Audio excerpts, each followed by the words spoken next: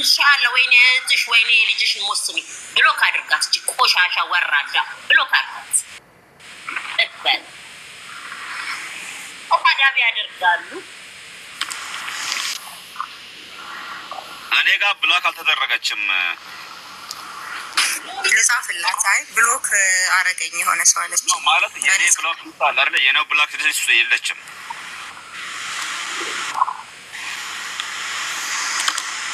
የለችም የኔ ብሎክ ሊስት ውስጥ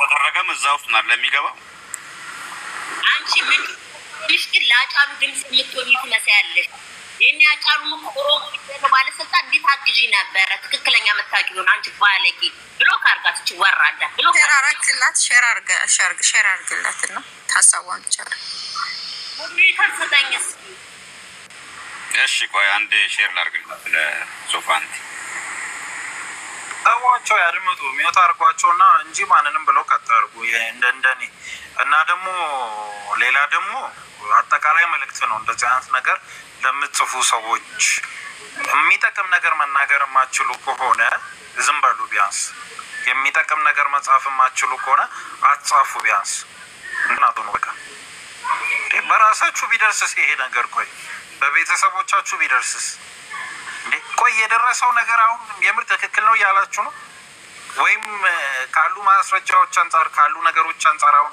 የምር አፋችሁ ሞልታችሁ አሁን ንጹህ ልትሉት ትችላላችሁ ምንም የማይመስል ነገር እኮ ነው ቢያንስ እሺ እንዴ አሸማ harkafuun ejirra jirtu maamiloota keenya jaalatamuudhaaf kabajamu nagaa waaqayyo sinifaatu fayyaa keessan jirtanii alaamanni sa'aanimni waatimaatiin nagaa jiru anis nagaa koon jira galanni fulfinni waaqaa hin badini akkam jirta yoo jenne harkafuune warroonni chaaneela eebbisa entertainmentiif haarawataatan like share subscribe gochuudhaan nuucinaa dhaabbadhaa viidiyoo keenya akkasiin qaqqabu taasisaa isiniin jenna egaa guyyaa har'aallee dhimma artistii keenya jaalatamaa fi kabajamaa Andulem gosaa fi akkasumas du'a model qananii addunyaa kan taate haa qaadhima isaa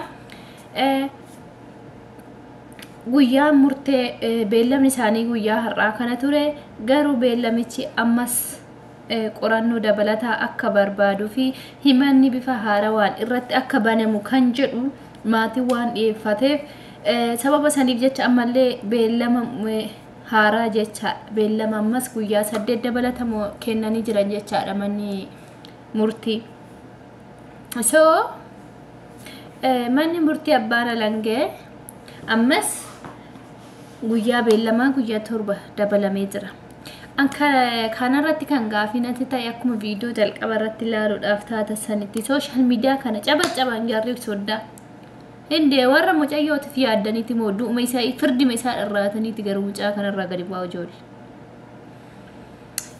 maali fi haqa kan baasu eenyu waaqa qofa haqa ishiillee haqa isaallee kan beeku isaa fi rabbiin qofa jecha garuu haga ammaa ragaan qorannoon taasifamaa ture ji'a lamaa fi guyyaa 10 guutuu fixee tokkichi kara isaa kan ageekon jiru jedhame guyyaa 72 erga isheen boqattee waaqayyo lubbuu ishee nuuf amaaru garuu namoonni karaa social media wanta kana waa'een beenne jibba mucaadha warroonni qabdan jechaadha meeqa wanna kana seeratu qabee seera kan murteessu isinii miti yookiin nuyi warra miidiyaa itti jennu miti seerri dhimma kana qoratee karaa social karaa hawaasaatti murtee guyyaa murtee ni kenna waggaas fudhachuu danda'a murtiin kun qorannoo barbaachisaa taanaan garuu hagammaa qorannoon akka xumure beekee manni qorannoo poolisiin qorannoo isaa xumuree galmee gara mana kuusaa galmeetitti gashee jira ammas bifa haarawaan manni haa banatamu kan jedhamu odeeffannoon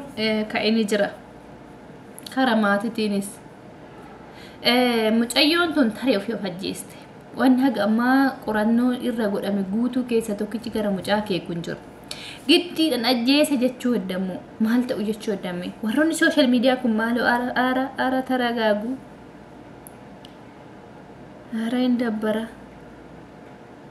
maal akkasitti nuun as foggorinaa malee saba guddaa kana keessa dhalanni waan xixiqqoo tana warra soddaa jala gallee wajjin maali kun nawrii miti ijoollee keenya so warroonni haqaan qananii baasuuf osoo barbaadani haqaan Andulemtu dura ba'a hanni isaa waba inni ishii baasuu aqashii baasuu danda'a akkamitti akka duute odeeffannoo waan inni beekoo jiraate karaa sooshaal bahee miidiyaadhaan ibsa kennuu danda'a.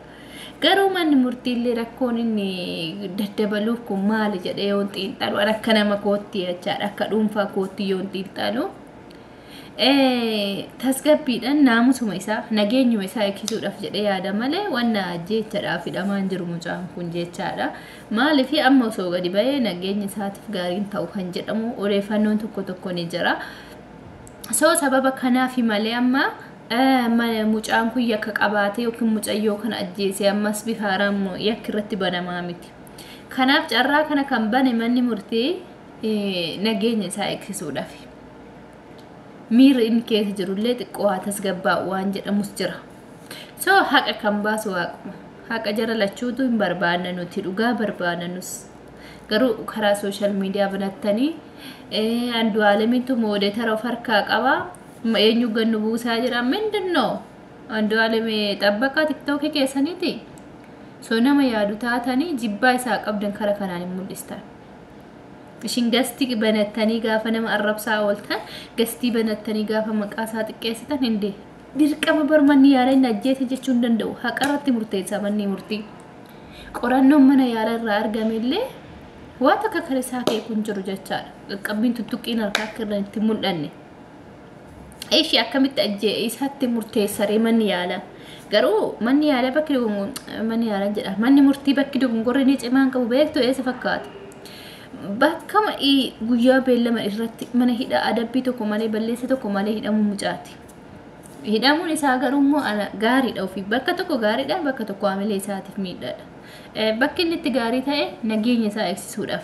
Tasa girri kana keessa naman taanatu isa galaafata akkuma ceenu jalaa galaafata.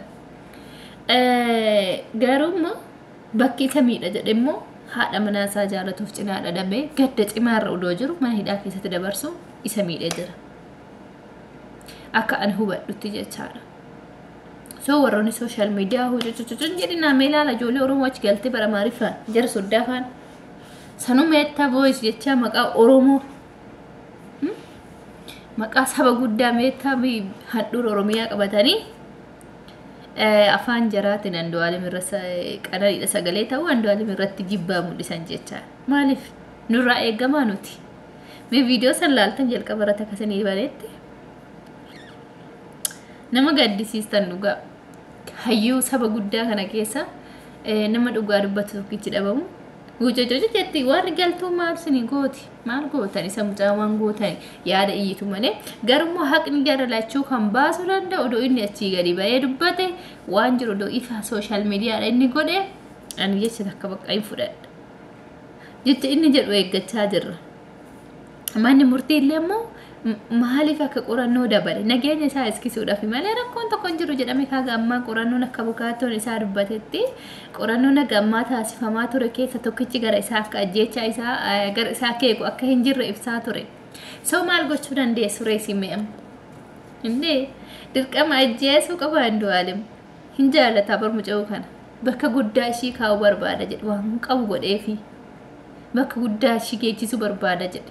Abbaa mana akkasii qabaatu nu gaabboonu garummoo carraashee waan taatee waan ishii ceetee ishii lubbuu ishii biraan of baasuu geechise kana ishee fi waaqa bichaa beeka. Dhugaa kan faradu isa nuti addunyaa kanarratti yaaduma lafallafnaa warri sooshaal miidiyaa idilee jettan isin murteessuu hin dandeettan birachi seentanii namni isin dhaga'u isin jiru. Manni murtii sababni inni itti murte warra sooshaal odeeffannoo miidiyaa irraa gurguree dhufu kan akka fudhachuu dide warra alaa ragaa barbaaduu ni deef soba waan itti maktaniif jechaadha. Warroonni soba itti maktanii Andulem akkasii jettanii inni haqa waan qabuuf qaamni seeraa odeeffannoon ala odeeffannoo warra sooshaal miidiyaa kun akka waan dhooggamu waan taasifamee warra alaa seensisee qorannoo waan dhoowwee fi soomni akka itti makamneef jechaadha. Haqa ofii murteessuu waan barbaadeef qorannoo gahaa ofii qoratu waan barbaadeef kanaafuu warroonni sooshaal miidiyaa hin tancaacca'ina bakka dhiisaa seerumatti dhiisa ta'a. Asumarra hin tancaaccatu ji'a lamaaf guyyaa 10 geenne bar hinuma akkana taatan. Akka murteessaa ka itti isa tojjeessi jedhaa firdiitti kennaa ka gaangoo qabaattanii asmaan miidiyaa nun dhiphisina waan hin taane hinde dirqamni ajjeesuu qabamu ce'u kan ishiis duuta ishiis dhabne isa dhabuun qabnu nuti immoo isaaf sagalee taane haqni ishii qabaasu waaqa inni immoo odoo ba'ee guyyaa yaada tokko nuun kenne feena nuti garuu nageenya isaatiif immoo chaaturuun kun gaariidha.